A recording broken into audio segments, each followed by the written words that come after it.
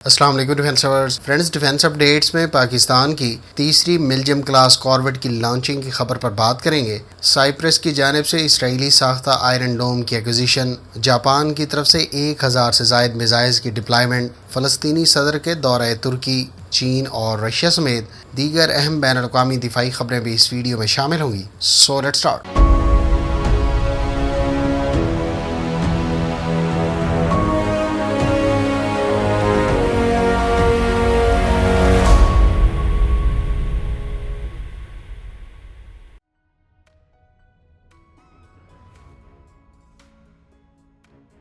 Friends, اطلاعات کے مطابق پاکستان کی ترکی سے آرڈر کی جانے والی ملجم کلاس کارویٹ کے سلسلے کی تیسری شپ اگلے ماہ لانچ کر دی جائے گی۔ تیسری شپ، جس کو PNS خیبر کا نام دیا گیا ہے، اس کی کنسٹرکشن اس وقت استنبول شپ یارڈ میں جاری ہے اور اس کو 21 ستمبر کو لانچ کر دیا جائے گا۔ یاد رہے کہ ترکی کے ساتھ 4 ملجم کلاس کارویٹ، جن کو بابر کلاس کارویٹس بھی کہا جاتا ہے، اس سلسلے کی 2 شپس پاکستان اور 2 ترکی میں کنسٹرکٹ ہونی ہیں۔ فرینڈز، اگر آپ اس شپ کی تمام تر صلاحیتوں اور ویپنز کے بارے میں تفصیلات جاننا چاہتے ہیں تو ڈیٹیل ویڈیو کا لنک آپ کو اینڈ سکرین پر مل جائے گا۔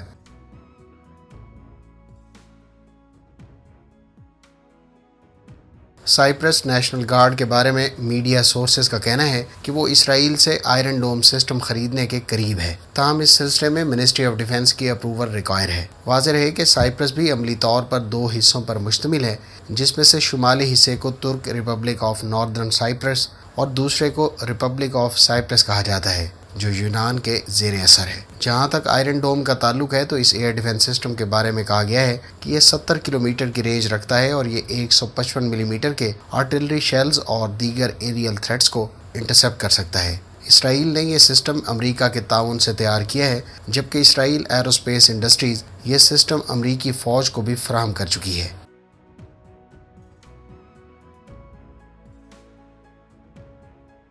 امریکی کمپنی لاکہیڈ مارٹن نے اپنا نیا laser weapon system US navy کو ڈیلیور کر دیا ہے۔ یہ ایک انٹیگریٹڈ اور اسکیلیبل ملٹی مشن سسٹم ہے۔ یہ سسٹم US نیوی کی لیئرڈ ایئر ڈیفنس سسٹم کا اہم جز ہوگا۔ 60 کلو واٹ کے اس لیزر سسٹم میں US نیوی کو 2014 میں فراہم کیے گئے سسٹمز LAWS یا ANSE Q3 laser weapon system سے دگنی پاور موجود ہے۔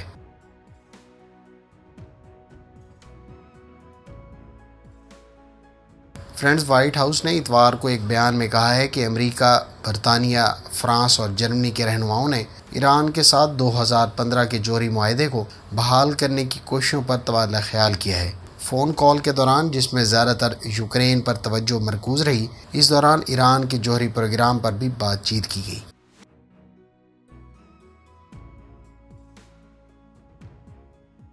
انڈونیشیا کی مقامی شپ یارڈ کی تیار کردہ سیکنڈ ہاسپٹل شپ لانچ کر دی گئی ہے۔ اس شپ کو 15 اگست کو انڈونیشین نیوی کے لیے لانچ کیا گیا ہے۔ یہ شپ لینڈنگ کرافٹ کے ایگزسٹنگ ڈیزائن پر بیسڈ ہے اور اس کو مقامی کمپنی نے ہی ڈیزائن اور کنسٹرکٹ کیا ہے۔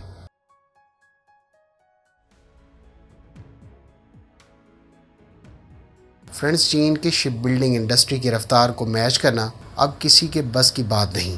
تازہ ترین اطلاعات کے مطابق چین کی دالیان شپ یارڈ سے متعلق ایک تصویر دیکھنے کو ملی ہے، جس میں اس شپ یارڈ پر 5 ٹائپ 52D ڈسٹرائرز کنسٹرکشن کے مراحل سے ایک ہی وقت میں گزر رہی ہیں۔ اس تصویر میں ٹائپ 52D ڈسٹرائر کے 5 ہلز کنسٹرکشن کے مختلف سٹیجز پر دیکھنے کو ملے ہیں۔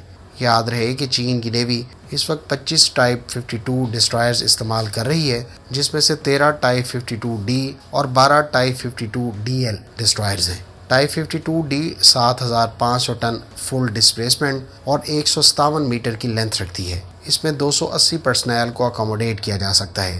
اس کے میجر ویپنز میں HQ-9 surface to air missile system, YU-8 rocket propelled anti submarine torpedoes اور YJ-18 ٹیکٹیکل کروز میزائل قابل ذکر ہیں۔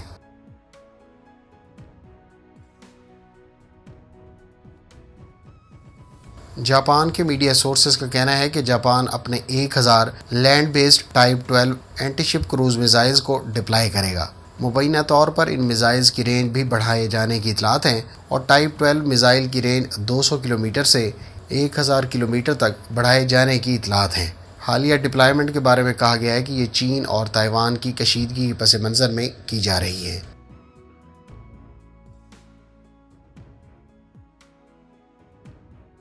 روس کی وزارت دفاع نے کہا ہے کہ ان کا ملک زرکون ہائپرسونک کروز میزائل کی بیچ پروڈکشن جلد شروع کر دے گا۔ وزارت دفاع نے کہا ہے کہ ہم اسے آپریشنل کر چکے ہیں اور اس سال کے آخر تک اس کی بیچ پروڈکشن کو فارملائز کر دیا جائے گا۔ یاد رہے کہ یہ میزائل زیادہ سے زیادہ 2000 کلومیٹر کی رینج رکھتا ہے، جبکہ اس کی سپیڈ ماک 5 سے ماک 9 کے درمیان بتائی جاتی ہے۔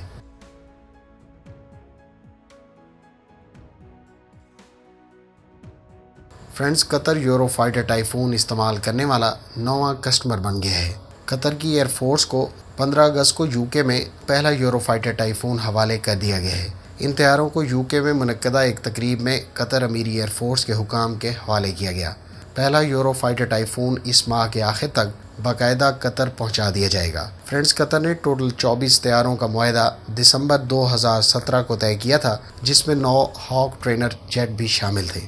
یاد رہے کہ قطر نے 2017 میں ہی امریکہ سے $12 ارب کی لاگت سے 36 F-15 طیارے بھی آرڈر کیے تھے، جن کی ڈیلیوریز کا آغاز پہلے ہی کر دیا گیا ہے۔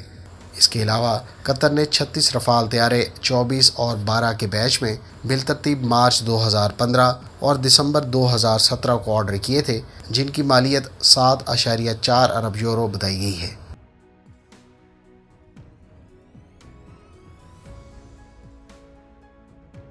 انڈین ایئر فورس کے Su-30 MKI طیارے آسٹریلیا میں ہونے والی پچ بلیک ایکسرسائز کے لیے آسٹریلیا پہنچ گئے ہیں۔ اس سے پہلے ان طیاروں نے ملیشین ایئر فورس کے ساتھ بھی بائی لیٹرل ایکسرسائز میں شرکت کی تھی۔ ان طیاروں کے ساتھ C-17 ٹرانسپورٹ ایئر کرافٹ بھی موجود ہیں۔ یاد رہے کہ ایکسرسائز پچ بلیک میں 15 ممالک شرکت کر رہے ہیں اور یہ 3 ہفتوں پر مشتمل ہوگی۔ ان ممالک میں آسٹریلیا، UK، US اور انڈیا قابل ذکر ہیں۔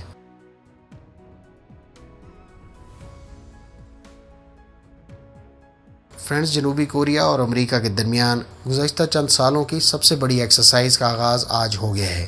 اس ایکسرسائز میں نیوی، آرمی اور ایئر فورس کے ہزاروں پرسنل حصہ لیں گے۔ یہ پرسنل لائیو فائرنگ، جوائنٹ موک اپ اٹیکس اور دیگر منورز میں حصہ لیں گے۔ یہ ایکسرسائز 1 ستمبر تک جاری رہے گی۔